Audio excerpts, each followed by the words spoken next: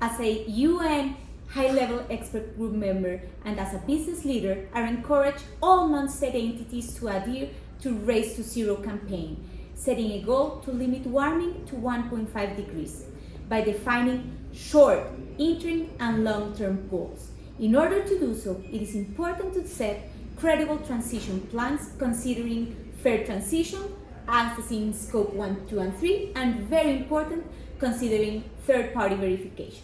We need to be focused on lobbying and lobbying for a positive ambition loop where business is supporting actions by governments. The second thing is race regulation. We know we need to eventually regulate. It's a competitiveness issue when it comes to net zero.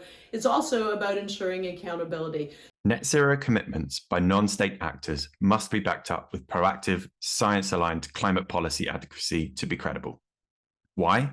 Because the UN's Climate Science Panel is clear that net zero by 2050 will not be achieved without robust policy and regulatory intervention at all levels of government across the entire economy.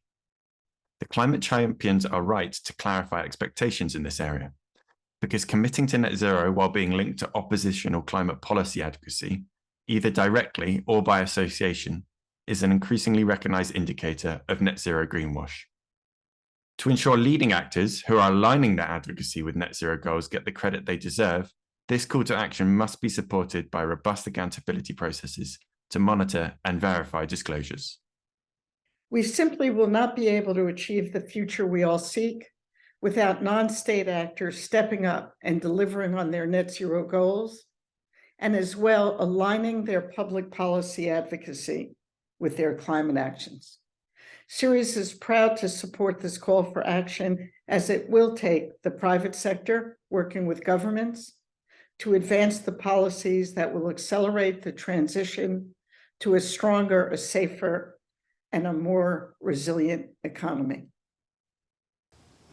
Staying silent can no longer be an option. Companies serious about meeting their climate targets know that the right government policies are critical to accelerate action. Loud and consistent corporate advocacy in support of science-based policy can help deliver action at scale. Women Business Coalition is proud to support this call to action, and through our responsible policy engagement framework, we provide tools to help companies meet rising expectations and turn their climate ambition into vocal advocacy. Companies are critical in revolutionizing how we live, eat, work, and play. Governments serve their terms, but businesses endure, and some of them timelessly. They can drive innovation and change in entrepreneurial ways. Companies can choose to play an active role in taking their steps towards a net zero world, including encouraging others to do the same.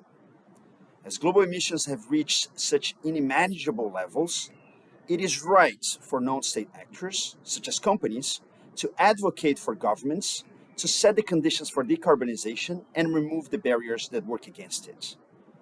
We've heard from the champions their call to action to non-state actors to align their advocacy and engagement with the just transition to net zero, so they're not just setting targets and moving towards them, but influencing the policy environment.